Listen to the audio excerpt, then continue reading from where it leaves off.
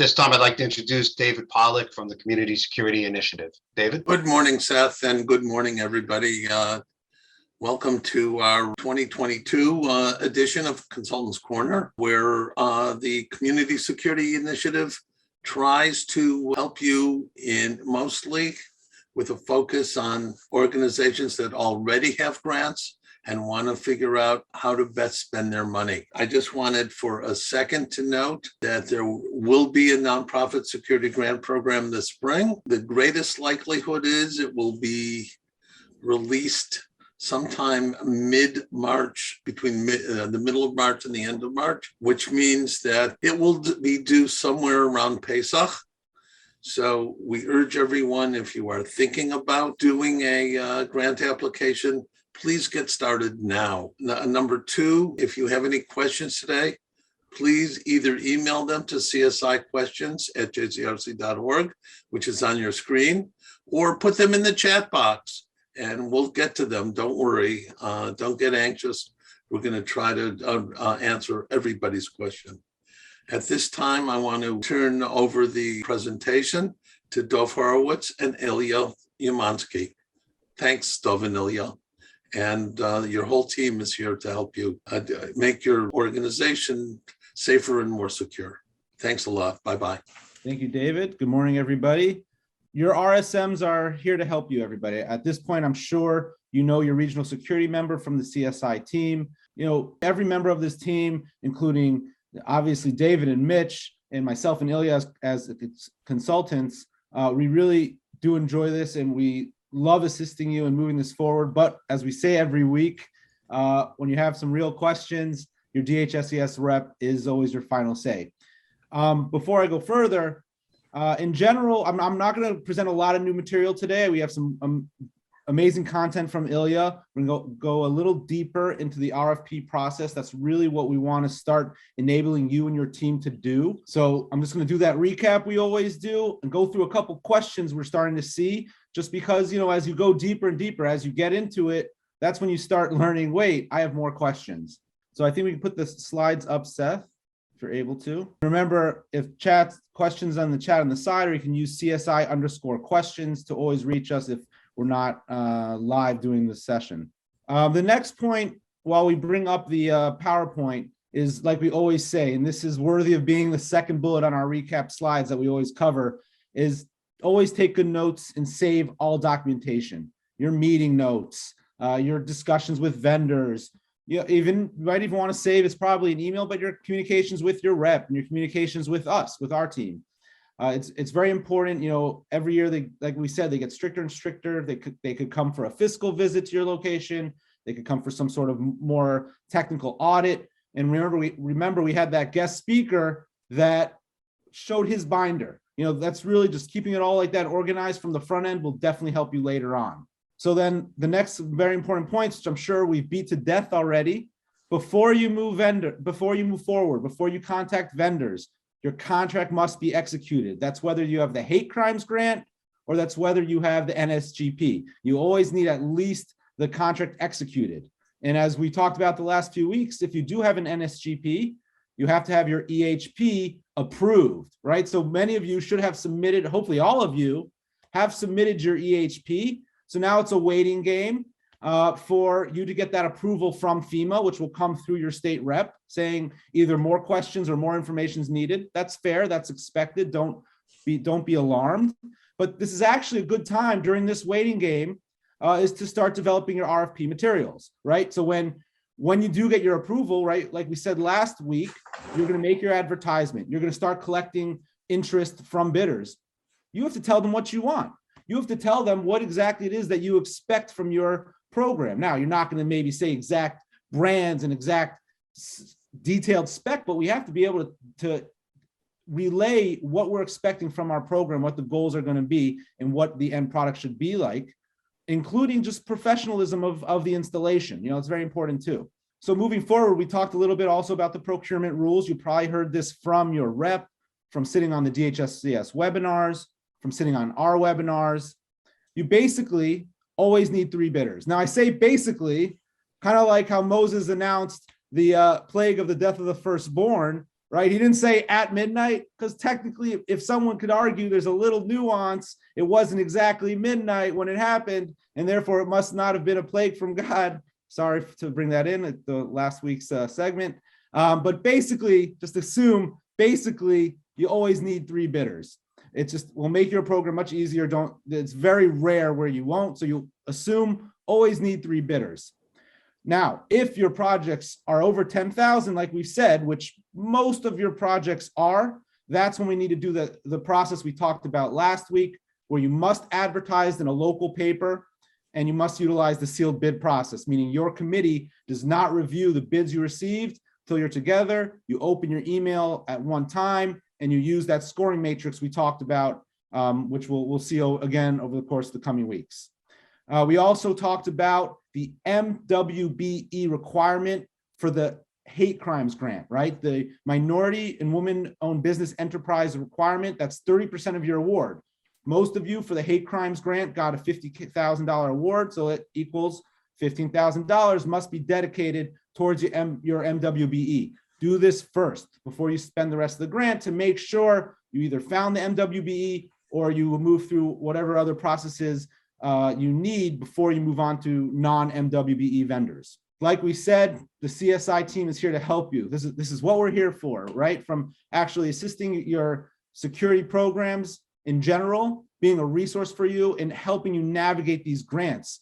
Obviously, doing assessments and helping you apply for a grant awards, but as you see, we're really building up the capacity to assist on this end post-award as well. Last reminder, we mentioned last week that your quarterly progresses are due.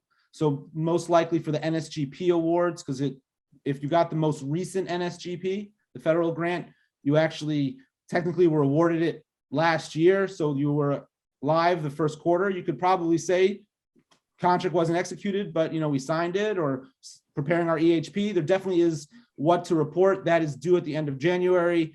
And you will probably hear from your rep reminding you. Moving forward, what I want to do without going too deep in providing new material, next slide, please. So in developing an RFP, obviously this was what we've talked about the last few weeks, and we're going to get a little deeper.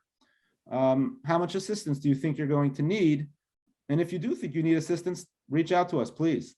I'm already seeing some questions in the chat. Maybe we'll get covered over our next few slides. If not, we will be posting shortly, hopefully by the end of the week, a Q&A which covers almost all the questions that come up in this chat or we get offline. So real quickly, because I want to get to Ilya's segment, just a couple questions. Can you refer vendors? We get this every week. Our regional reps get this question. Unfortunately, we cannot. We want to stay in an unaffiliated nonprofit. Worst case, you get someone you don't like that you got from us and we hear from it. There's many pieces. Even if we did have a great vendor, you never know what can happen on the back end with the full installation. But while we can't refer vendors directly, our team, every one of us can help distribute your advertisement. So I'd say once you get to the advertisement, and obviously we'll help you. Even yesterday, Bill and I, who's the Bronx and Westchester rep, I don't think he can join us today, but we were helping one of the grantees developing their advertisement language. So every member of the team can help you with that. Once you do have the advertisement posted, send us a snippet, send us a picture from the newspaper, meaning we know we're at that step, and we can then share it with our networks and organizations we know that hopefully they can go back to the process and send in a bid. Next question. Can you give a broad overview of MWBE thresholds and requirements? Right? We get this question a lot. It's obviously for many of the grantees who are used to the federal nonprofit security grant program, this is a requirement of the hate crimes grant. So it's new to many people. Like we said on the previous slide, 30% of your award must, it's a requirement for the hate crimes grant. It must be dedicated to MWBE organizations approved by the state. So be aware that there could be someone who has some sort of other minority or woman-owned type of business certification. Recognize it has to be approved by the state. So to find that, it's either there's a portal where you search for potential vendors, and obviously you can always, because there's forms anyways to send to your rep, you'll know from them if they are a state registered, New York State registered MWBE. So 30%, There are obviously some categories are easier to find MWBEs, but again, this is an area where your RSM or all of us from the team can help you try to find the right vendors. Next question, please, Seth. So we all submitted our EHPs for the NSGP, right? Because it's not a requirement of the hate crimes grant. So if we submitted our EHPs that were due last week, what if something happens later? What if when the vendor comes in, they realize, well, it can't be installed in this corner. The material is pure concrete. We need to do it on that corner. Or what if over the time between application and when the grant was received, there was other construction or needs of the building, we now need to change it in our EHP. I mean, the simple straight answer is work with your rep. Let them know that's a realistic issue that happens in any security installation, probably any construction project. There's changes, there's modifications. Obviously, on the inside will likely be, on the inside of your building will likely be easier than a change to the outside, but it's common, it happens. They'll let you know if there's enough wiggle room in how you submitted your EHP. Okay, you can, use a caddy corner to install whatever, or, that kind of that installation is not different enough that you need to do a new EHP, but they might require a few new pictures or some sort of modification. It's not a negative, it's not a bad thing. I wouldn't be alarmed, and it's the reality of it, because right, we were not allowed to talk to vendors yet. How could we design our installation, our program, and create our EHP when we're not security experts, right, from the location?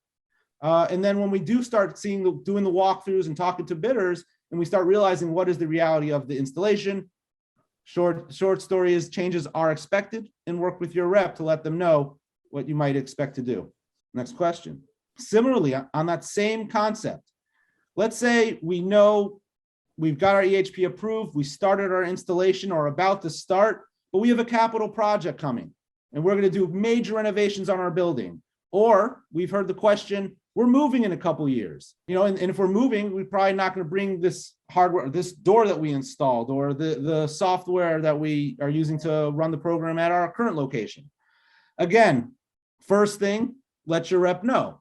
But the short story is you were approved for this funding, for this award and installation at the location for your assessment and for your application, that address. So you technically couldn't even move it over without permission anyways.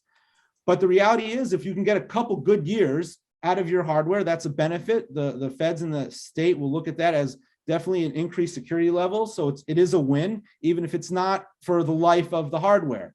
But if that is the reality for you, let your rep know, reach out to us, we'll help you navigate that. It's not a negative, it's the reality of the world we operate in. So if you expect those changes, just get to it in the front end. Next question. Even probably more common than all the other questions. Do we really have to get 3 bids, right? We see no one's responding to our ad, or, we can get a few that we found online that respond, but others don't. Again, very common. I wouldn't get alarmed by this. This is definitely somewhere where you should loop your RSM, your regional security manager in, myself and Ilya, and we can start, David and Mitch, and we can start expanding it to our networks. You do need to get 3 bids. If you look through the DHSCS materials, they talk about that. This is one of the biggest mistakes they see, is that either we went with a vendor that they knew, we didn't get the 3 full bids, or there's 3 people responded with interest, but it wasn't a bid. You need 3 bids. So reach out to us, utilize us, let us help you find those vendors and make sure we're following the procurement process, which for legitimate reasons, it's the fair way to go to make sure you're getting the best product with the best installation. Next question. I think this is the last one I'm going to go through today. All righty. We won the grant, but we don't know anything about security. What are we supposed to do? How do we make sure our installation achieves our goals? How do we make sure our installation actually increases and improves our security levels? Can the JCRC-CSI team help us spend our funding right? 100%. That's what we're here for. We got a great team. I'm sure, like, if you're on this webinar, you probably know your regional security manager well. We're here to help you. We want to make sure that we are doing the installations right. We've seen it over the years, shoddy workmanship, vendors taking advantage. use us as a resource. We're here to help you navigate it and really get the best out of your security. That's our goal. So let's, with that, remember, please, chats, I see some questions coming in on the chat on the side. Obviously, feel free. We'll hit those at the end just to make sure if something wasn't covered, but we will cover them. If for some reason you need to jump and you don't get it, we'll include it on our Q&As, our FAQs, our frequently asked questions that we'll post to the website soon. So you can hopefully find all the answers you're looking for if for some reason you missed it here today, or worst case, we missed the question at the end, but we really do want to get to every single one of it. That is a very important aspect of these webinars. So with that, thank you very much. And I will turn it over to Ilya. Thank you. Thanks a lot, Dov. Welcome, everyone. Today, we decided that we would cover a lot of ground that kind of helps you move toward your bid process and execute a well-managed bid process. And so it really goes back to some of the FAQs that we've been receiving and also to this question of getting 3 bids. Well, as facilities are obligated to get 3 bids, don't forget that executing the bid process also has to be very fair and very carefully structured, because if you start sending out the bid packages or any sort of bid invitations at different times, on different days, with significant intervals, one between the other, then that could potentially throw off some bidders or potential bidders from the project.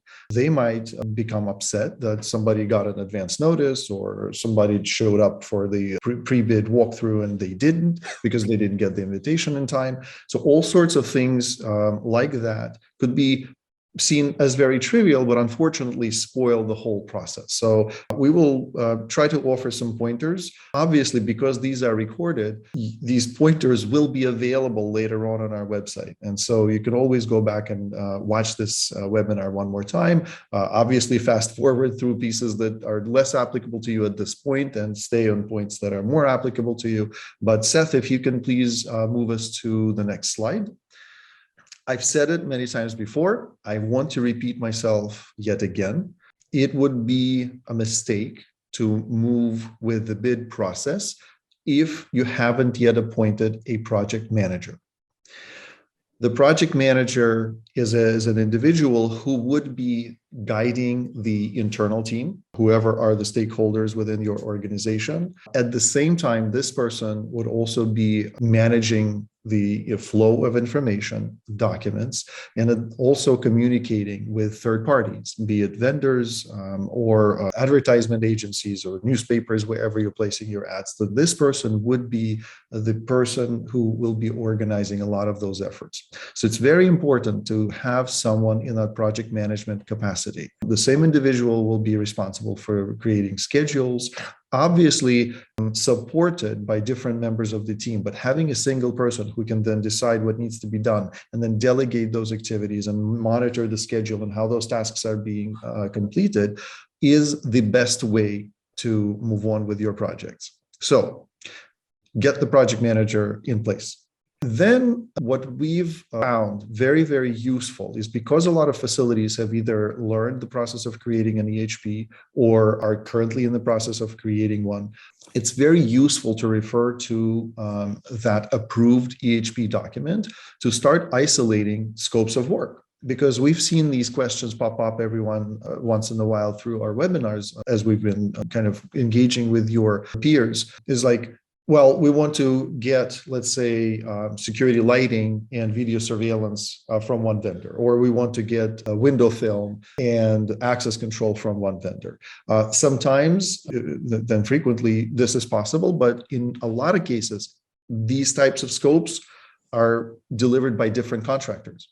So it's very important to, as you look through this list on the slide, door hardware is its own scope. Window film is its own scope. electronic systems, and by this I mean access control, video surveillance, intrusion detection, could be lumped into a single scope under electronic systems, but you have to be mindful of how you're isolating your scope. And you can always go back and ask your DHS rep whether you're doing this correctly. You can always also reach out to the JCRC team and ask these same questions, right? So for example, again, something very trivial, a guard force provider for some of the grants, I think for NGSP, guards are covered, right? But the same company won't be able to install your electronic systems, for example, right? Please be mindful that this is the work that needs to happen before you begin building your bid. So this is the precursor or prerequisite for building a good set of bid documents. Also, creating a project schedule. So as I said, it's great if you could identify a project manager. This person could work with the internal team, build a project schedule, because, for example, I've engaged with one facility in New York, and they were unsure as to how to sequence some of the scopes. So they said, well, we want to install electronic security, but we also need door hardware updates. So obviously, if your doors are in poor condition, it probably makes less sense to install electronic devices near or on them, because then you'll end up replacing or changing those doors or upgrading them. Therefore, sequencing and putting a good schedule together for the different scopes that you need to cover is very important. That also gives you a very good platform to express to the vendors in your bid documentation or RFP documentation, what is it that you're expecting, for them to cover, and what might be the schedule. So creating a schedule is important. And listing out work per location is also important, as well as the objectives of like what do you want from this particular upgrade for the scope to accomplish, right? So once you've done that, this builds this institutional knowledge within your team, within your organization, so that later on, it's no mystery to anyone, what is it that you're hoping to accomplish and what is the schedule for this? Because I find that often, for example, working with different clients, the same questions get repeated week to week. Right. So people say, let's say, when are we going to do door hardware updates? Well, didn't we talk about it 2 weeks ago that we were going to do this before we were going to do access control, but it was never recorded anywhere. There are no meeting minutes. There is no schedule. There is no nothing. So these conversations continue to happen, and people mean very well and they want to help, and everybody comes together and donates their time. But unfortunately, no records exist of anything. And there's not a single person who guides the entire conversation. That becomes this protracted problem that unfortunately prevents a lot of facilities from meeting the schedules for that are set by them, by the grant issuing organizations, and of course, delays the entire process. So engaging to get information about different types of products, the best engagement might be with manufacturers and not vendors. Because as soon as you start speaking to individual vendors about what is it that you're hoping to accomplish, right, you're basically providing advanced information before running a very well-structured bid process. So JCRC team are well aware of different manufacturers around the US that provide certain products, and beyond that can offer a lot of product support, product information, literature that could teach the team about what's available or what kind of features a certain product might have. So speaking to manufacturers is very useful, does not create any conflicts of interest. And the same manufacturers often also have their own lists of, let's say, licensed vendors that can sell or be dealers for their products. In a lot of cases, we see smaller companies that say, well, I'll sell you this product, but they're not even registered with certain manufacturers as their representatives, as their authorized dealers. And that creates warranty problems, that creates later on certain issues for your organization. So the next point is deciding what additional documents will help clearly explain the scope of your work and build up your request for proposal package, RFP package, right? And so I've listed a few. Facility floor plans are always very, very useful, especially if they're marked up to demonstrate where you want certain upgrades and maybe some annotations about what kinds of upgrades are you looking for. I had one facility that did a very good job to certain doors that they needed to be upgraded, and they've listed out what types of upgrades they needed right on the PDF. So that they later on shared it with the contractors. And I've explained it before that once you've shared with contractors your EHP, because that indicates specifically where you're looking to make upgrades and what kinds of upgrades you're looking to do, and facility floor plans, it demystifies to contractors your entire approach, your scope of work, because they know your facility much less than obviously your internal team. Right. So for them, it's very challenging to just look at a building, walk through it within half an hour, and then have a very good understanding of what's going on. Right. Even if they take decent photos, what we found is that the EHP, being already a well put together document, as well as your floor plans with some annotations, could offer a much better, again, awareness, could create a better understanding of your facility, and also facilitate a good set of questions, follow-up questions from contractors. So typically, the RFP package is not a single document. So you can see here that I mentioned facility floor plans in some cases, and there will, I think I saw somebody ask a question about specifications. Our team at JCRC is working on producing certain product specifications that are performance driven. They don't support a specific product. We don't do that, but they are performance driven to get you the best equipment that you could possibly hope for. And so, yes, those two at the very minimum could be part of your package. The same goes for bid response form, which I will show you. But what about that RFP cover letter? What are you saying to the vendor in the clearest, most understandable way to help them understand very quickly what is it that you're hoping to accomplish?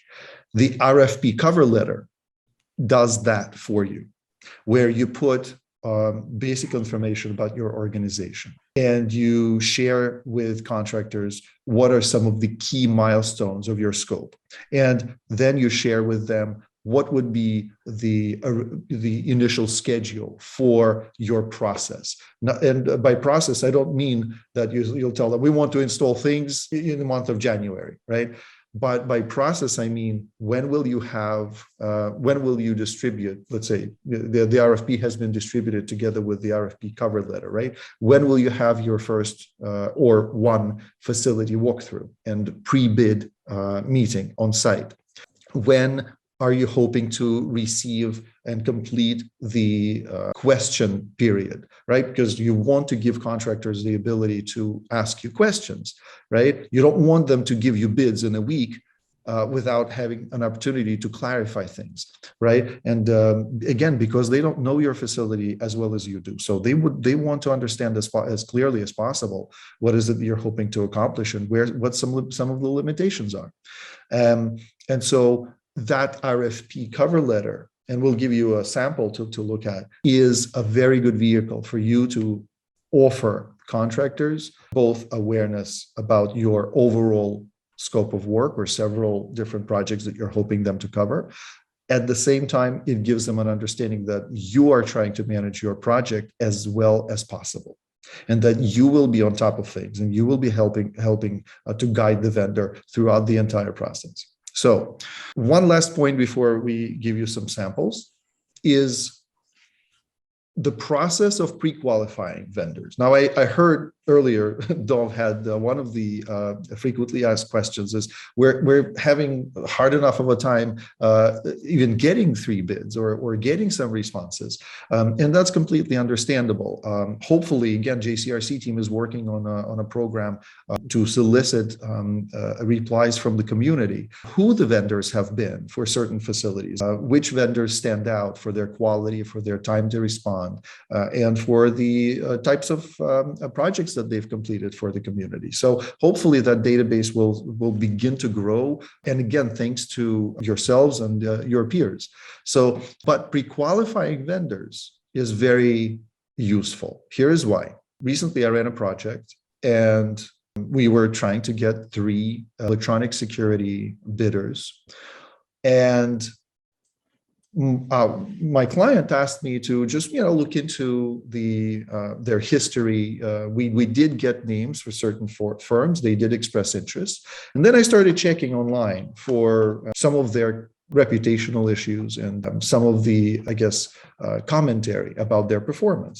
Interestingly, for one of the bidders, we found that they are subbing out the work immediately upon receiving the bid. So imagine this: you're thinking that this company, let's say company A, is going to do all the work for you, but they are not even, they basically will provide a project manager while the rest of the work is being subbed out to someone else, which means markup, which means you're paying higher prices for the work that they're going to deliver.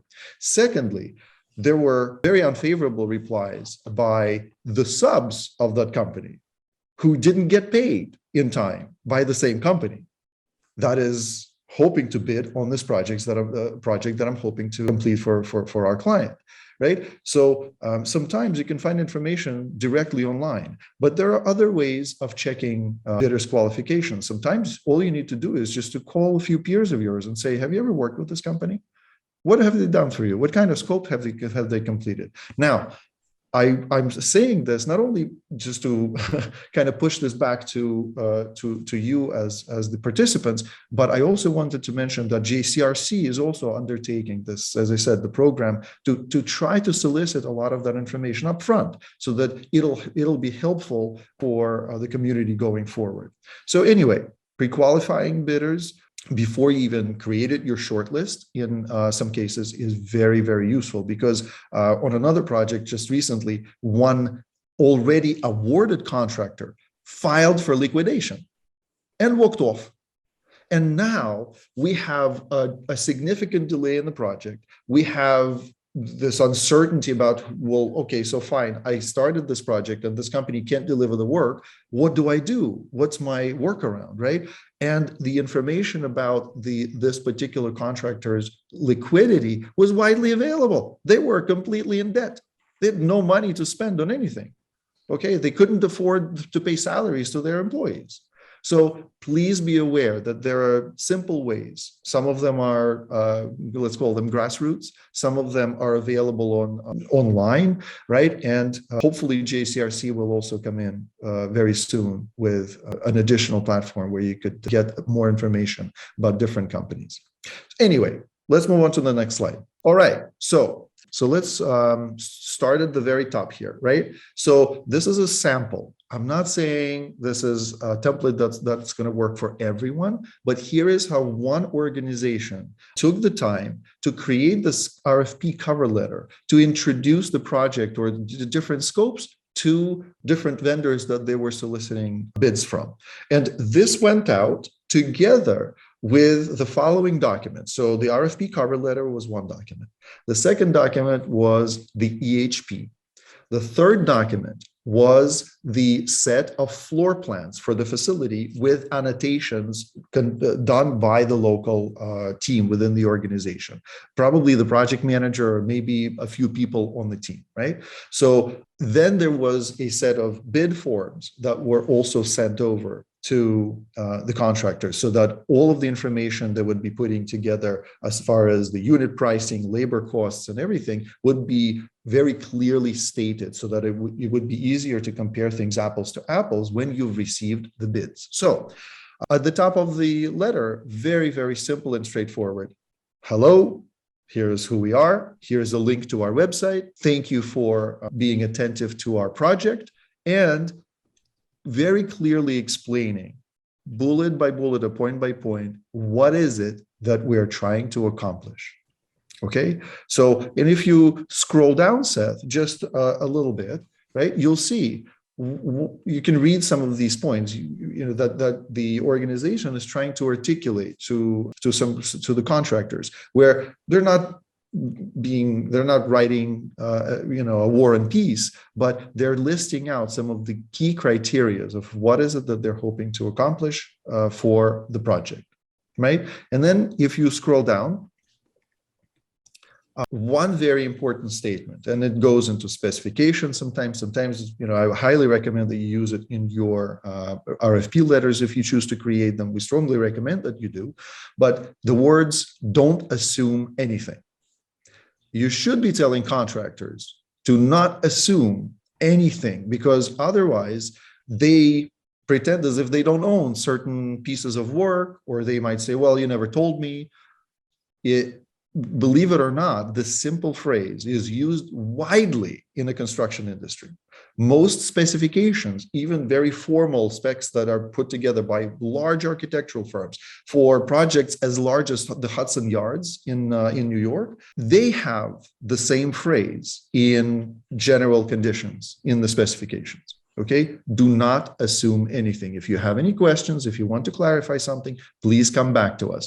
And you are trying to stipulate to the vendors that they own what's called a turnkey project. They have to deliver a project where everything will work. Okay. Otherwise, they can't just leave you with a bunch of cables and disconnected cameras and call it an installed job. Right. So please consider that some of the language, while very simple and non-technical, helps you get your points across. Okay. And here, basically, this section tells the vendors what should they be reviewing, what should they, how should they prepare to provide bids for your organization. A few simple steps. Again, we're still on page 1. Okay, this is not War and Peace. Seth, if you can scroll down, please. Seth, can you go to the next page, please? Thank you. Okay, excellent. So there are a few points. I'm not going to go through every single one of them, right? But here's, for example, point number 4. Develop a set of questions prior to the bid, to the pre-bid meeting / site walkthrough, right?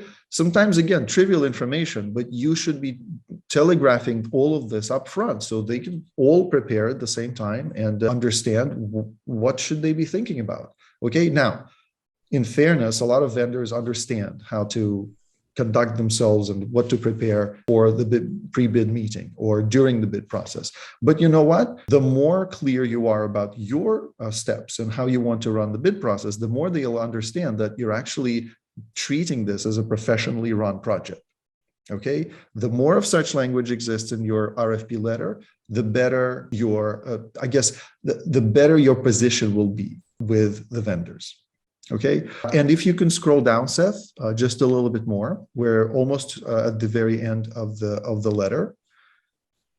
Okay, so here in bold text, we are telling the vendors, here is our schedule for running this project. Okay, here is how much time we're going to give you for review of the RFP documentation. Here is when the pre-bid meeting and site walkthrough will happen.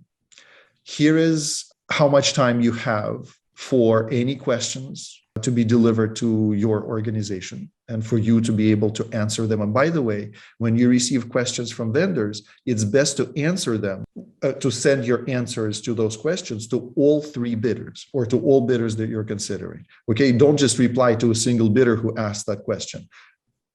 Create a simple table and say question from vendors, response, and then send that table back to all 3 bidders so everybody knows, and you eliminate redundancy in questions being asked. Okay, so proposal submission deadline, right? You're telling upfront to all the vendors, all of your bidders, when you want them to produce the bids. Okay, and then contract award deadline. Some facilities will say we don't know yet. It depends. Typically, it takes about 2 to 3 weeks to review the bids, but it might take longer. Or it might be a shorter time period. So you can either state that, you can say, okay, initially we think it's going to take us 2 weeks after the bid submission deadline. You can put a 2-week period there, or you don't have to say anything. You can just say TBD. Okay, and let the vendors follow up with you.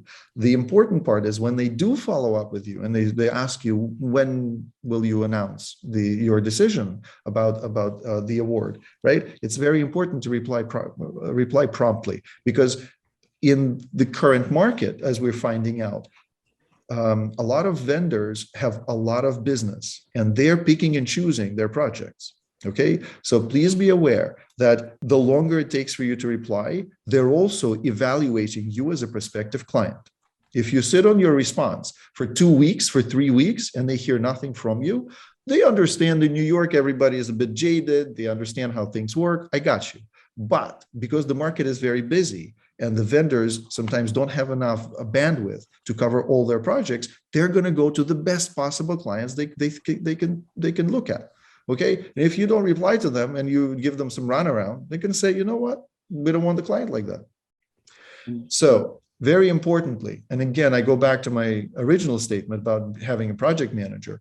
At the bottom of this RFP cover letter, you should include the contact information for the single point of contact within your organization who will collect any replies or with whom the bidders could communicate. Okay, so that's the end of the two-page RFP cover letter. It could be as short as a one-pager, could be as long as probably 3 pages if you have multiple chunks that it's a more extensive project, you want to award a slightly larger project. It depends, but I've seen anything from 1 page to 3 pages, not longer. Okay, so that's the RFP cover letter. Now, we're not saying this is the best template out there. We're simply trying to share with you what it might look like, right? If allowed, I'll ask David about this. We might be able to post it on our website as a sample for you to download. Okay. I think that this is something that you can get from your regional security manager. Perfect. Okay, fantastic. Even better. Along with a lot of the questions that we're getting to with specs, et cetera. Yep. Okay, super. So Seth, if I could ask you to jump from this one to the Excel document that has what I would call bidders instructions. Now, it might look intimidating, and I apologize. We're not going to zoom in. These are basically the rules that the bidders should follow. Okay, again, you can ask your RSMs for a copy of this document later on. Okay, these are instructions to bidders. Okay, then this document is included as part of your RFP.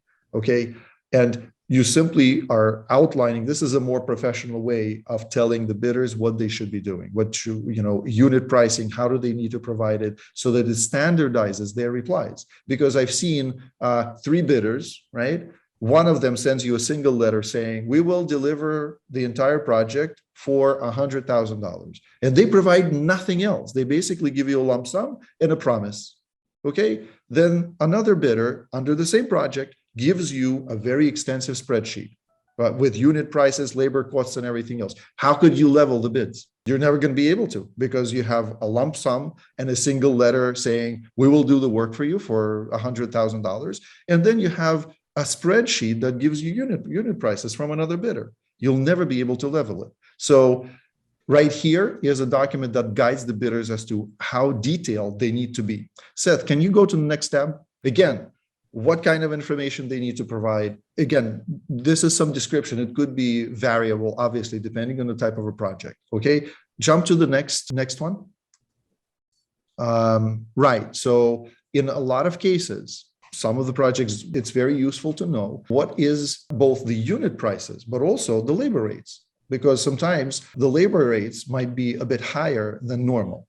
Or sometimes the unit prices for different equipment might be close to MSRP, whereas you should be recognizing around 10 to 20% discount off of MSRP prices. So again, I'm speaking quickly because obviously we don't have a lot of time to keep you, and I really appreciate your attention, but this will be recorded. And if you want to go back to this, you can always review this section one more time. So MSRP is manufacturer suggested retail pricing, which is the highest level of a price that you can get right? But the authorized dealers, the vendors, they get discounts. And so they pass on those discounts from manufacturers to their clients. Okay, so a camera might cost MSRP $1,000, but the vendor that's bidding on your job will sell it to you for 600. Okay, that's basically the thing with the MSRP. Go to the next tab, please. So here, this is an opportunity for all the bidders to list out what are they pricing and how per the type of system that they're going to provide to you. Now, in this particular case, this all relates to electronic security systems, but a similar spreadsheet could be put together for door hardware and various other projects.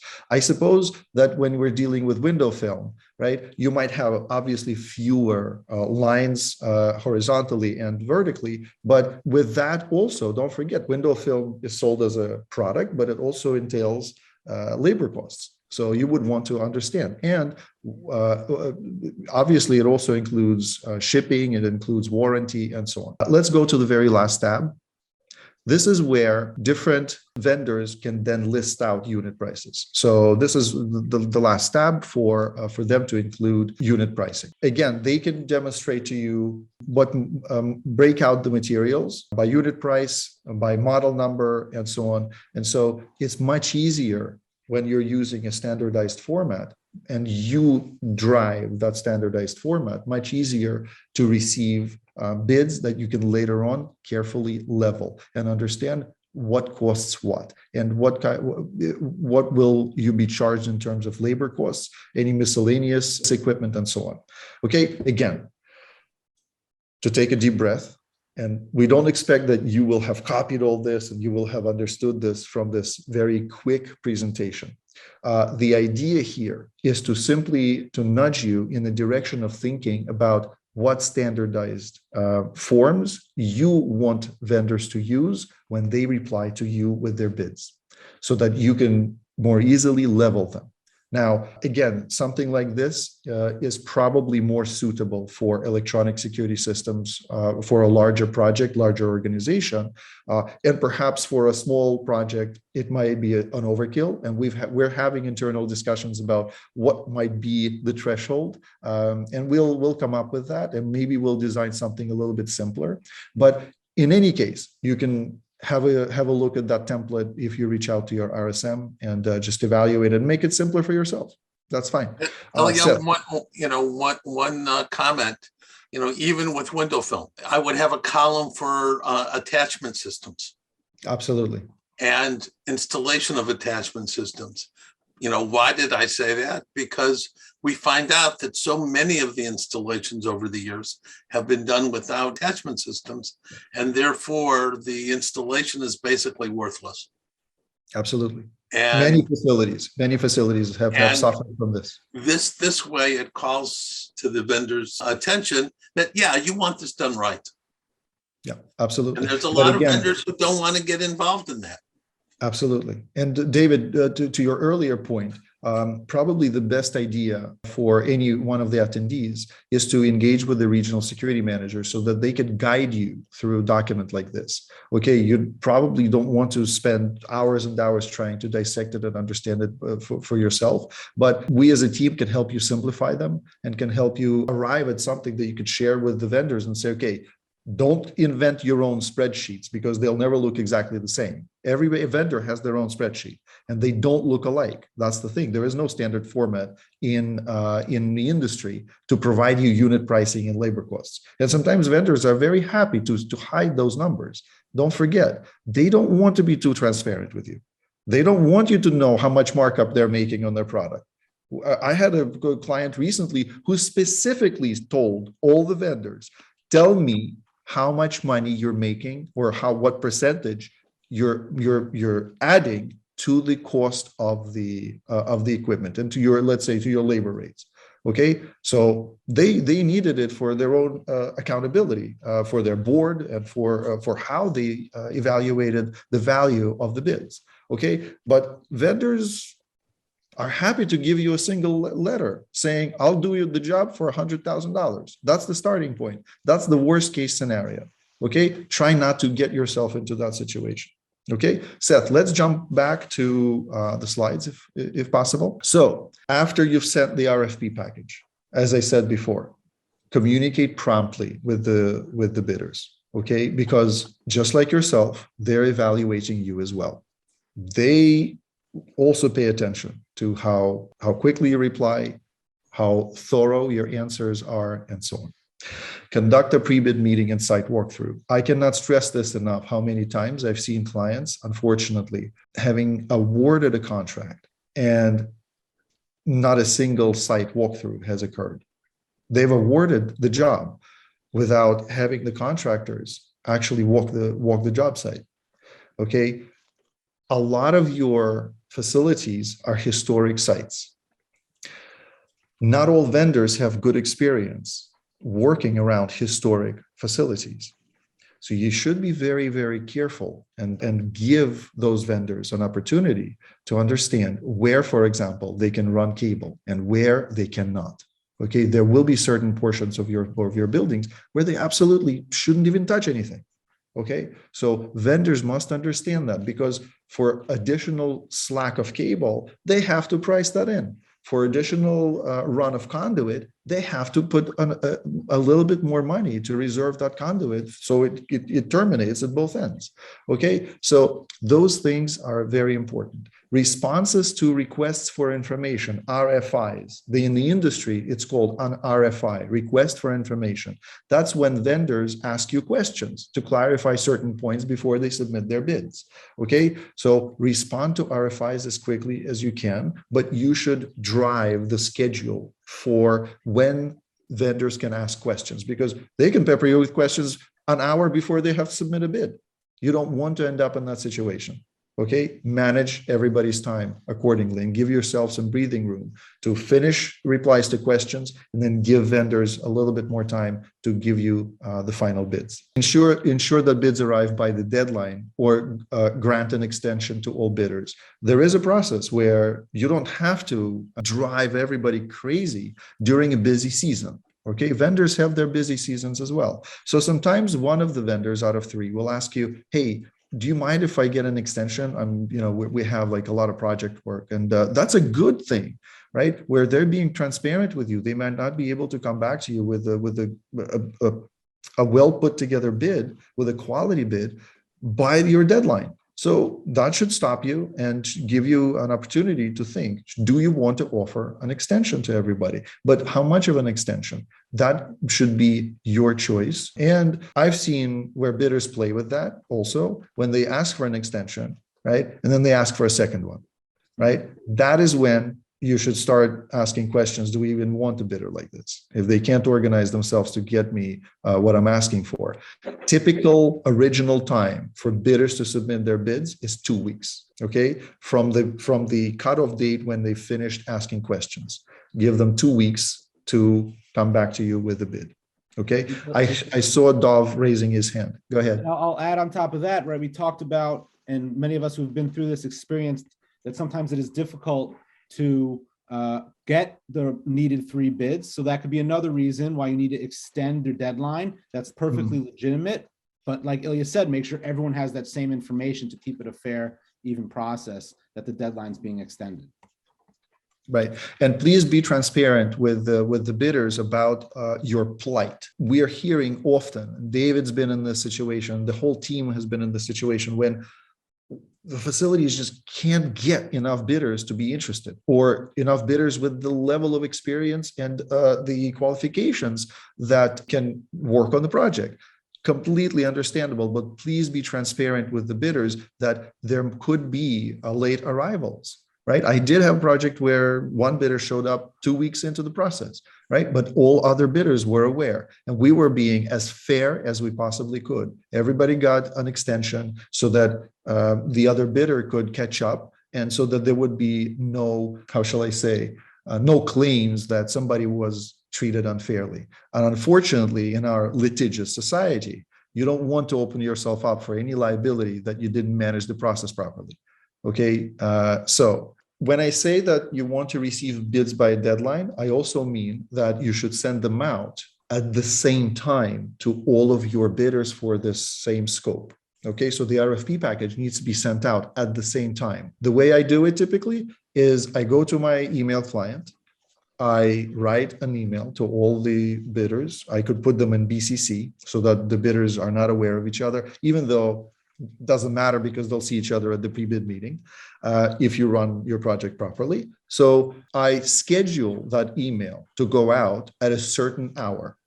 Right? Either I click send right away, or I say, okay, at 8 a.m. tomorrow, I'm sending out my my RFP package. So the email client that you're using, the email software, has already scheduled it. It is going out at 8 a.m. tomorrow. Okay, so you don't have to worry about that. So sending the RFP package at the same time to the bidders starts the project on the right foot, if you will. Okay, let's go to the next slide. Okay, I heard somebody said that they were looking for a bid scoring matrix. Dove created one, or he's used one in the past, right? So we want to share with you yet another example of a very useful document. Okay, again, go to your RSMs. I don't know, take a screenshot of this page, whatever works for you. But this is a simple bidder scoring document. Now, you'll notice here that the first two columns address qualitative perceptions. Okay, you can obviously simply go by price. Okay, but you also want to make sure that you like the vendor and that the vendor is responsible and that they have a good reputation and that they're not bankrupt and that they're not going to walk off on you tomorrow. Right? So experience and qualifications, positive references, very important and probably far more important than the price, because guess what? In this industry, there is a phrase that's called lowballing. Okay, one bidder bids 100 and two others bid 50. Okay, first of all, you will never be able to level those bids because those numbers are too far apart, right? But lowballing is a known strategy, known tactic in our in this industry. So, and then you can go through the rest of these assessment criteria to score your vendors, right? And then decide whether there are additional criteria you want to use or you want to use fewer criteria, but at least this is a viable sample for you to use and simply create it in either Word or Microsoft Excel. Okay, let's go to the next one. Okay, so, and I think this is one of the last slides, either the last slide or the one before last. So pay attention to the details of receiving your bids. When they start coming in, first of all, notice whether it's sent on time. So sometimes bidders play games and they say, oh, we'll send it to you tomorrow morning. Don't worry about it. It's still the end of the day. If you set your time, let's say at 5 p.m., don't worry, I'm going to send it to you tomorrow. That's already the first indicator that they will likely play games with you in the project, okay? Even though you might think that it's trivial, my experience tells me that whenever somebody says to me that I'm not going to deliver it by the deadline, but don't worry, it's going to arrive tomorrow, that's the first sign for me that I'm dealing with someone who also likes to play games. So pay attention to how they submit the information to you. Is everything intact, right? Did they provide all of the documents that you requested? Sometimes they'll say, we sent you documents ABC, but we'll also send you documents DEF in 3 days. Okay, that's not a good bid submission. Vendors in this industry know much better that when they're asked to provide a bid, the bid is complete on the first attempt. As I said, using your own bid forms helps you compare apples to apples.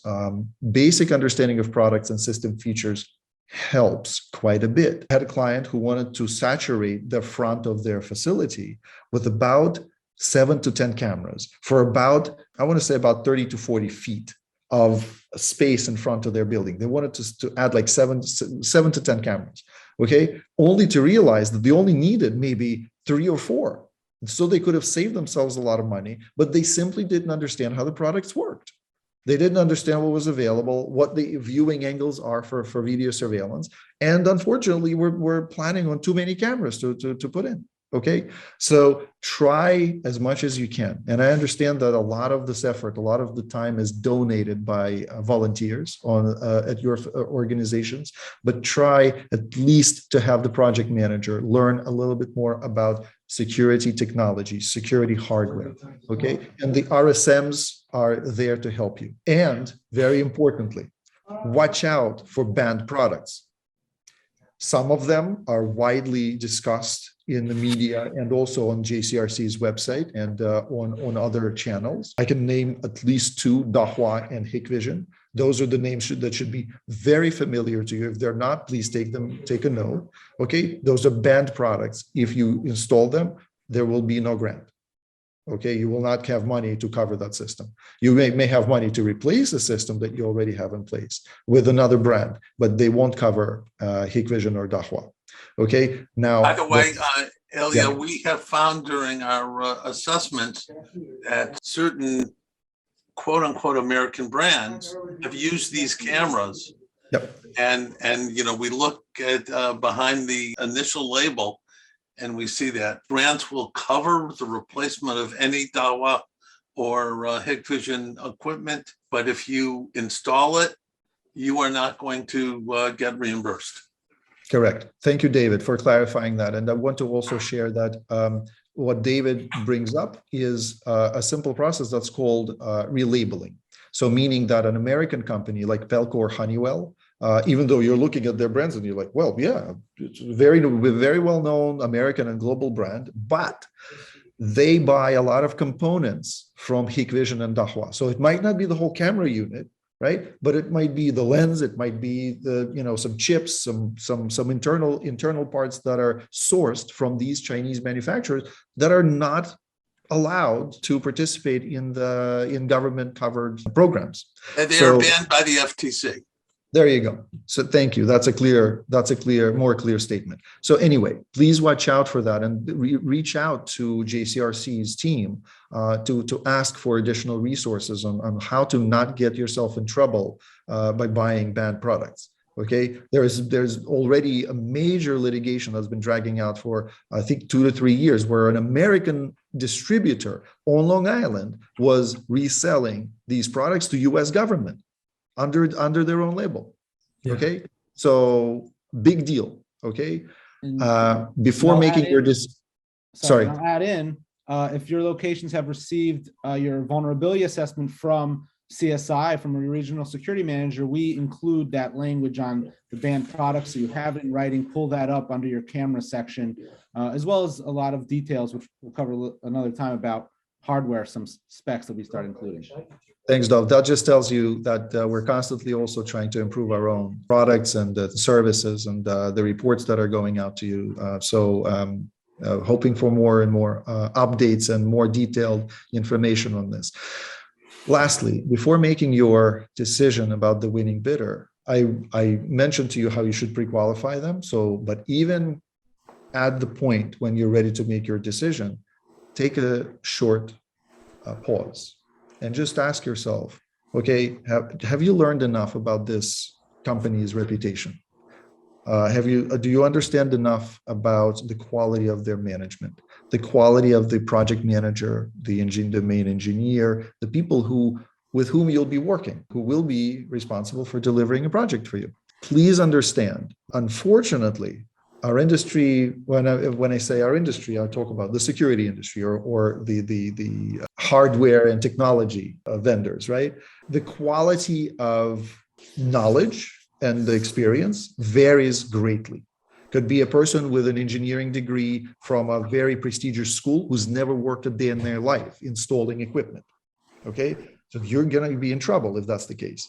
Okay, but by the same token, it might be a person who spent most of their time in the field installing equipment and understands everything there is to know, or mostly everything about security technologies and hardware, right? And on top of that, that person is a great communicator. They know how to reply. They know how to build rapport, right? That's what you should be looking for. Next slide, Seth, if there is one. All right. Let me jump in with a couple of issues. Number one, what JCRC and all of our regional security managers are subscribed to a IPVM, which is essentially a consumer reports for the security industry. And we don't have the ability to do reviews, but we rely on their reviews. And incidentally, Congress and the FTC have been acting on what they're saying. So the barring of Dahua and Hikvision, was partially based on the original findings from IPVM. You know, there are a number of other brands that we would be very, very wary of, but we have to, we have to worry about getting sued too. So we will share, if you ask us about any of, we're going to get this kind of camera, access control system, we will share with you some of the reviews from IPVM. So you'll know more about this. You'll be a more educated consumer. Another issue, Ilya, you talked about subbing and different people coming into sub. I had a conversation this week with a vendor whom you will know. I won't name at this point. And I said, we're having trouble finding MWBE vendors in your field. And he said, well, I'm mentoring someone. And I said, figure out a way that you can come up with a joint proposal so it satisfies the MWBE criteria, but you will still get the expertise of this vendor. And yeah, it's going to cost a little bit more, but this way you'll get your 30% MWBE percentage in there. And the MWBE vendor will be mentored and, come up to the standards of some of the leaders in the field. Very good points, David. Thank you. We want to take these points, and Dov and myself and the rest of the team will review them, and we will try to bring to you more speakers. We have probably one of the best door hardware consultants in America working with us. Very independent door hardware consultant, I should say, and doesn't push any products. Okay, and we will try to organize more more of these webinars with more details about the issues that are of interest to you. Because I know that there are a few questions and comments. Yes. First, let me say thank you all for attending today, and this can be tedious to listen to. It can get very technical, but it's important to know all of this stuff, before as you go through this process. It's very complicated. And I also want to thank especially Erica Meister from BJ on the Upper West Side and Virginia Verhagen from the Jewish Federation of Greater Rochester with their ongoing commentary as we went through this. If you've participated in some of our other sessions, we like to have guest speakers from people that have been through the process and pulled their hair out doing this and tell us what they did to resolve these issues. So as we go through the questions, if you've heard them before, you see as we start out these programs, we sort of do a recap. What are the most commonly asked questions? So you might hear them again, so please bear with us if you've heard them before or you've been through it before, you know the answer. So the first one's going to be right from that box. Go ahead, Dov. 1 second before we jump in, I just want to add, hearing from each other, and that's why we bring in the guest speakers like Terry mentioned, and even the information we're sharing on the chat. Sometimes having been through it is the best way to learn. Let's note that the rules can sometimes change. There's other pros and cons to each side of it, and we want to make sure you do follow the rules, plus are able to use our guidance. Plus, we learn too. So hearing from you, hearing from who's been through it, and working with our contacts at the state, we're able to get ideally the best answer for you. So thank you, everybody. And back to you, Terry. And remember that your program rep is the final word. More final than Dov, more final than Elliot, more final than David, By miles. and more final than anyone who posts anything on the grant. It's always a good advice to take your RFP and share it with your program rep before you send it out. Keep them advised, which will mean that when you get to the end of the process and you want to apply for reimbursement, you're going to get reimbursed quickly and easily. So on that note, if we have a state-approved vendor, do we still have to go through the bidding process? And this should go in the FAQs because we get this one a lot. Yeah, this is a very good question. And the straight answer is yes, you still need to get 3 bids. It wasn't clear in previous years. If you look at the DHSCS webinars they've provided now, they say if you use the OGS approved vendors, you still must get 3 bids. You still must go through the process. The only difference is you don't have to advertise because now you're finding vendors from their list. However, there are caveats, and maybe David would want to speak further, but recognize that the vendors you find online have pretty much stated prices that are often are marked up much higher than you would get kind of in an open market. So you're almost at a little bit of a disadvantage. Plus, they're a little older. They might have got approved for that specific product. It's not the vendor that's approved, it's the product that they sell. So if they sell one type of camera, it could be 5 or 10 years old that you're looking at now that they're only approved based on their OGS list. So By the way, the state approved people do count toward the 30%.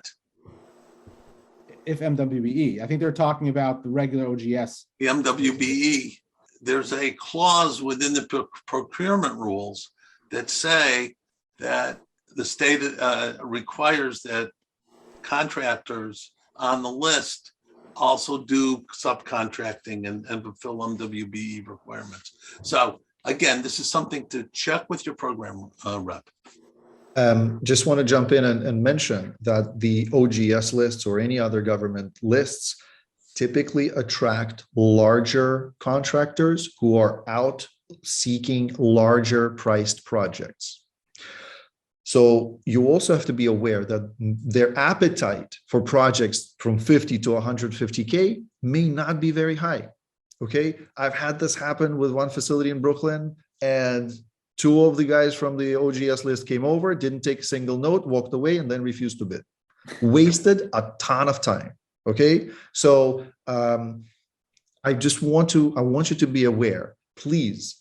If you found somebody on the OGS list, would you let us know? Especially if it's like, for window film or for your electronic security needs, please let us know. Reach out to us and we'll walk you through what kind of company that is. We probably would know them very well. I got one example with a group we were working with in Brooklyn who did find guard services from OGS and telling us the prices, the hourly rates he got for his guards is almost double the market. So just putting it out there. They did use the system. They got the 3 bids, and they found a good vendor, but at the end of the day, it was double the price. So it's worth recognizing. Yep. Now, this sounds like sort of a spin on the same question, but what happens to, and this question is specific to security guard vendors, but I think it applies across the board. One participant said that their congregational family has been using the same vendor for years. They're reasonably priced. Why should we have to get, it seems weird that we have to get bids not only from them, who they're already dealing with, but two more vendors. It's a good question, and there's a couple pieces to it. First, you're still required to get the 3 bids. That's the procurement rules, and it makes sense. For a fair and competitive process, even your current vendor should be open to that. I'll give you a personal example. I've worked with other consulting firms creating bid packages for our large clients. And obviously you bring your current, unless you're getting rid of your vendor, you bring your current vendor to the table. And often the exercise alone will get people to be more transparent and more fair with their pricing. But when you make your scoring matrix, if you have a vendor you work with, obviously familiarity, you already working with you for continuity are fair reasons. But if everything else is off the mark, then maybe it's worth thinking about. So it is a good process. With security hardware installations, it's actually even more applicable than maybe guarding service. To if you have a current camera system that you're expanding, you really want someone who can actually work with that system, can integrate into one, so it's actually even more appropriate. But yes, it might not make the 100% the most sense, but it actually is a good practice, and you will still be required to get those 3 bids, but bring your current vendor to the table. By the way, Terry, you mentioned security guards. Even if you want to use paid detail in NYPD, they have to bid. Good point. Yeah. Yeah, with the cameras, I had somebody last year that was able to use the same vendor, but it was because of a technicality and it had to do with warranties. But what's the cardinal rule? You got to get back and ask your the person from the state. I forget the title that we use for them again. DHS. Representative, the state representative. Let's see. Some of this is asking. So, Dov, I know you went over this. Not Dov, Ilya. You went over this in painstaking detail. But sometimes when you use the same terminology, things start to meld together. Can you just clarify the difference between an RFP cover letter and an RFP? RFP is what's called a request for proposal. It's typically a set of documents, okay? And I mentioned to you that there could be a set of facility plans, your EHP, and bidder's instructions with bid forms, right? RFP letter is the cover letter, for lack of a better term, right? That is included with the RFP. Typically, I like the RFP documents to be numbered. So, for example, document 1 is the RFP letter, document 2 is the EHP, document 3 is the facility plans, and document 4 is bidder's instructions. Sometimes you'll include specifications, that's going to be document 5, okay? So, RFP letter is simply one document as part of the RFP package that you should be sending out to vendors. All right, and this is really for maybe David and Dov. So there's a couple of related commentary and questions about providing specs on window film, bollards, CCTV equipment. How can they get that? How are we going to put that out? Or, you know, because they're talking about all their performance standards. How do we get specs? There's a lot all on that same topic, and I know we're going to post a lot of this on our webpage, but can you get into that a little bit? That's a great question, and it is definitely the upcoming future topics of these webinars. I don't think we'll make anyone an expert on it, but we'll be able to help you understand what you're trying to achieve with your goals and programs. You know, also, as we mentioned, as Ilya mentioned, we continuously update our products. If you did get an assessment from your RSM, from CSI, we've included more details as we develop. Obviously, we don't want the assessment to be way too complex and way too in-depth, but it's a great starting point for use some of that language, some of the details we provide as a starting point when you start putting your thoughts on paper with your team, with your committee about what you're trying to accomplish. Yeah, there's a lot out there too. You can do research, or you can ask Ilya. Well, so the team is also currently reviewing a draft set of different specification sections. We don't believe that it's right now ready for mass distribution because guess what? Those documents are very, very technical. And so they're not really gauged for just facility teams. They're primarily to be used by either consultants who are guiding those teams or delivered directly to vendors as part of your RFP packages. And so we want to be careful. And I think that in order not to create any confusion, the team is available to answer project-related questions and give you some more guidance about whether you should be using specifications and where to get them. Okay, so I apologize that we're not yet finished with having a full set of these specs available and sitting on a website. Maybe at some point it will. But again, the caution here is that they're not for everyone's consumption, if you will, because again, they're very technical. And we're trying to first simplify them enough so that they can be easily understood or understood as easily as possible. And at the same time, I think they're the best uses under the guidance of the JCRC team based on individual projects. So that's that. But if you do have independent consultants who are working for you, they can certainly or should be in a position to put specifications together for you. All right, and Robin Ratner had asked if there's specific sites to check on vendors or should we just do a general online search? I would say do both. And of course, there's the Better Business Bureau, there's business-related sites like that can tell you with commentary from prior customers, you know, where a person stands and how they conduct business. So doing your own research it is worth it. And if you come up with something, let us know because we'll keep tabs on it ourselves. And to your point, Terry, I think it's very important to not just settle with one source of information. Okay, it's always good to go and ask somebody in your community, your peer organizations, so maybe they've used the same vendor, or maybe they know somebody who's used them, and just kind of spread the word, and also go and try to look at several sites. For example, I found negative commentary about a certain vendor on 2 sites. One was Glassdoor.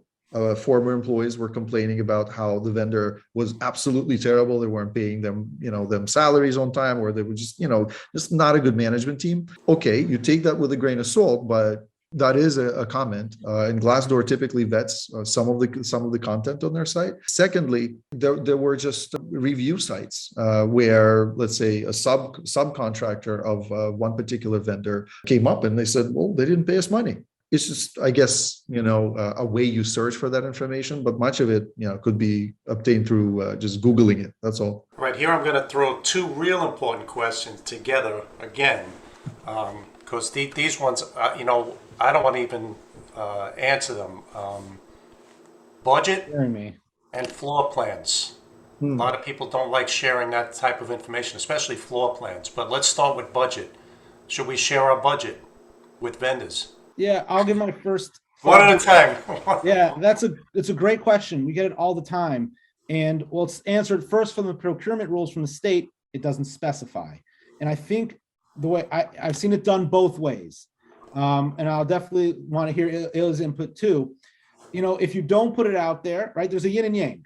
If you don't put it out there, but you also didn't really design a program based on what the cost would be, the bids can come back all over the place. And, that almost knocks them out right from the start. If you have 50 grand for a camera system and you cut back budgets for 100 grand, 150, you can't even work with them. You either have to go back and forth to bring them back to scale, or you have to go back to your program rep and move around money. But on the flip side, if you start with the project cost, then they can work within, they know what you want. And a real vendor should say, listen, with that budget, here's where we can get you to, what we can install within that limit. At the same time, some might just try to fill up the whole cost, right? So that's the yang to that side. They might say, 50 grand, we can mark up everything to this much and fill it out. So you got to be mindful. There's from my perspective, no preferred method. Both have their yin and yangs. I think for the scoring perspective, providing the budget is the more advantageous process for this project, for these, because you have limited funds. But I'll defer. I want to hear what Ilya has to add here too. I'm a proponent of disclosing what the budget is. Keep in mind, you're getting a grant, right? It's not your money. I mean, it is yours to use, but it's a government grant. And so it's important to state, in my opinion, again, I'm sharing what I have had experience with. In my opinion, it helps bring all the vendors down to earth and tell them, okay, we're dealing with this sum of money.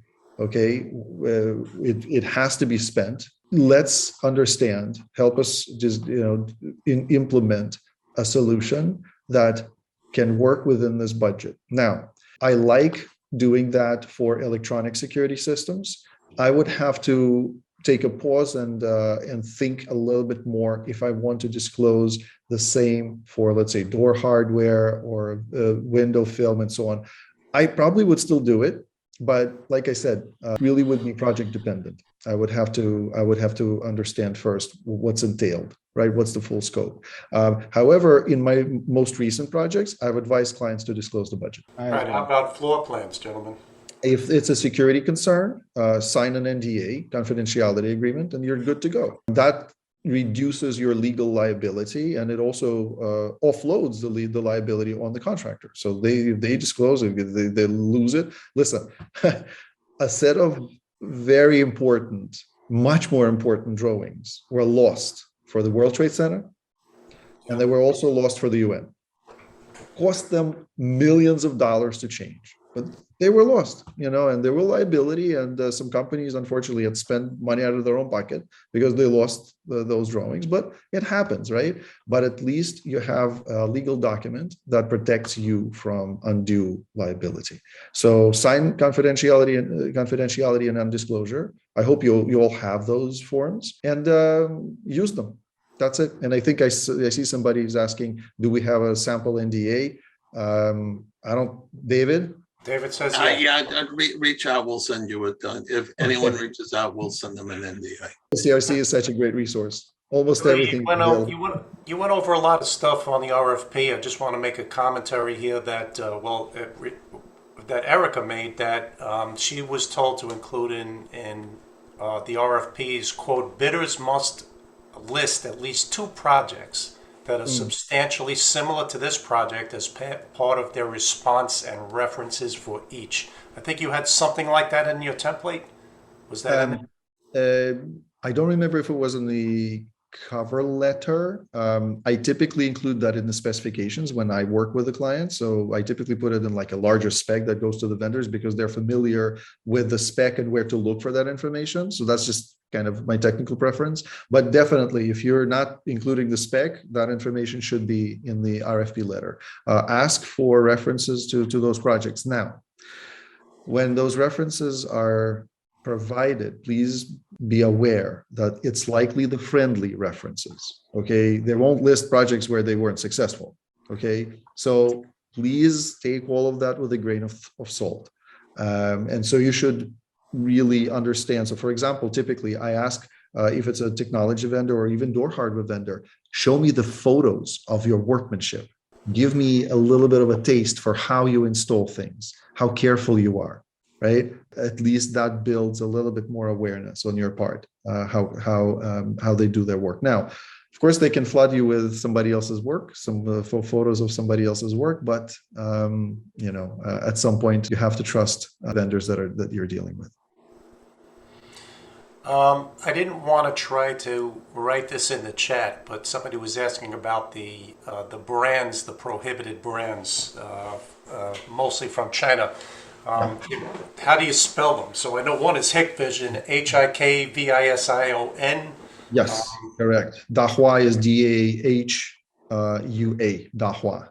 And you can probably find them on our website as well. Correct. Yes. And if you've received a recent assessment from our team, yes, you probably have those brands already listed there.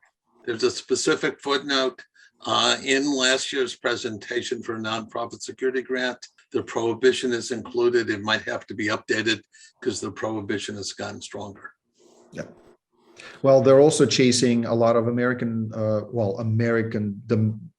domiciled manufacturers who are using components from Dahua and Hikvision in their equipment. So that's becoming a lot more challenging. I recently had to tell a vendor to certify to me, send me a letter that said that the equipment they were selling to my client did not contain any Dahua or Hikvision components. And they scratched their head and then they changed the brand. Does that spill over into access control? Or is it strictly cameras? The FTC rules specifically cameras. It could actually touch both because of the type of server and switch equipment that might be used. It's more related to IT networking because there are other Chinese brands that are banned for government type projects. So possible. Terry, there was one question I think earlier on that maybe we passed over about posting the advertisement, right? So, and one thing before I answer that question, let's recognize there's been great conversation, everyone's sharing their experiences. The number one thing with the grants is make sure, we follow the procurement rules. And then there's some people, what's your flavor? What's your consultant's advice? We saw even with amongst us here, there can be a different approach. So make sure if you do have those questions that always at the end of the line, go back to your DHSCS rep, but make sure you realize that there are a couple different ways and also the rules could change over time, slowly, incrementally. So the question earlier about can I advertise? I think it was said like on a e-marketplace. I'm not sure exactly what we mean there, but the rules of the procurement from the state require it to be in some form of newspaper. It can't be on something that's a targeted language, right? We've talked about this in previous weeks. It can't be a targeted language or to a targeted community, but it has to be to equally distributed amongst a physical space. So, right, whether it's the whole borough of Manhattan or New York City, but it has to be evenly spaced. Some papers are now electronic. I haven't seen clear guidance if it needs to be a print paper or even a print paper that puts out a electronic publication.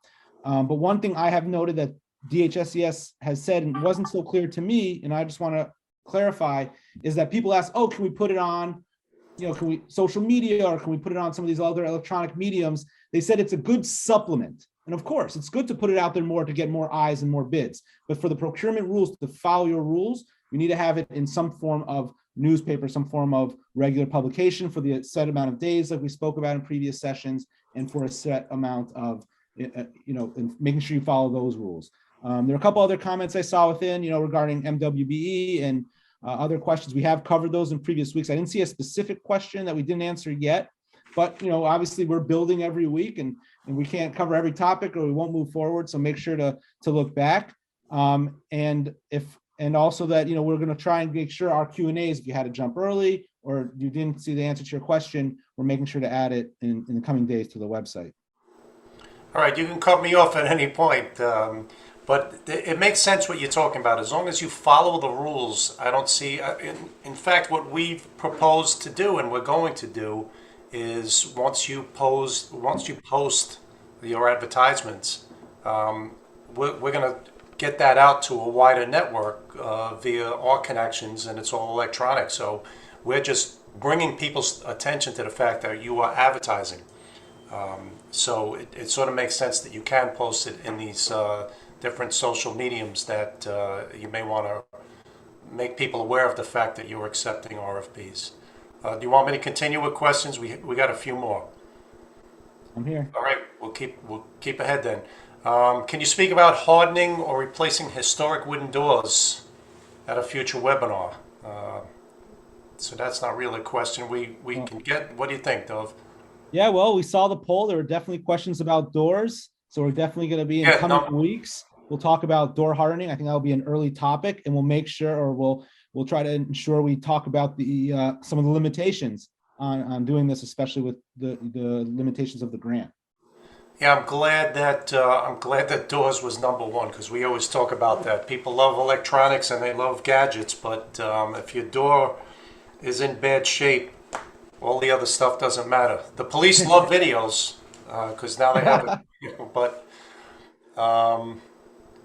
Yeah, and we're going to talk about using architectural hardware consultants.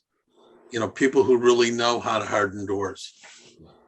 Even hearing that congregations go to their architect. Usually, general practice architects don't know a lot about security and the details, and they need a consultant. all right. I hope I didn't miss anybody's question. There was questions. There were a lot of questions. There was a lot of great commentary from people who have experience with this. That's why we're doing this. It can be a tedious project. You're dealing with a bureaucracy, so it could be nothing but red tape. But if you take your time and you ask questions when you get stuck, go ahead, Dov. Yeah, one comment to add. I think we did cover all the questions that I saw, but again, we'll post hopefully all the Q&As, the FAQs. When you do, going back to our specs conversation, when you do put your specifications out there, we like to recommend to also include 3 years of service contracts and software licensing should be part of the bundle. I know we touched on that a little bit, but just wanted to reiterate that as well. It's a piece of the program. And especially with access control and video licenses. Licenses can end up as thousands of dollars a year. So that's another piece that has to be included in your RFP. All right, I don't see any new questions coming in. And again, I apologize if I missed anybody's questions. It's a lot to read in that little chat box. But you can always send us questions at CSI_questions@JCRC-NY.org.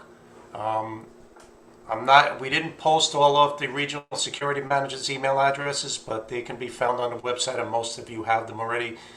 We're here to help, including our two great consultants, and of course, David, Seth, the rest of the regional managers, and Mitch, who's waiting in the background to bring us to an end. Thank you, everybody. Mitch? All right. Well, thank you all for participating today. I hope you found this useful, and clearly it's a complicated process to navigate, but we're here to help you. And as David and Terry said, please reach out with any questions. We're here to help as you go through this. So thanks again, and we'll see you soon.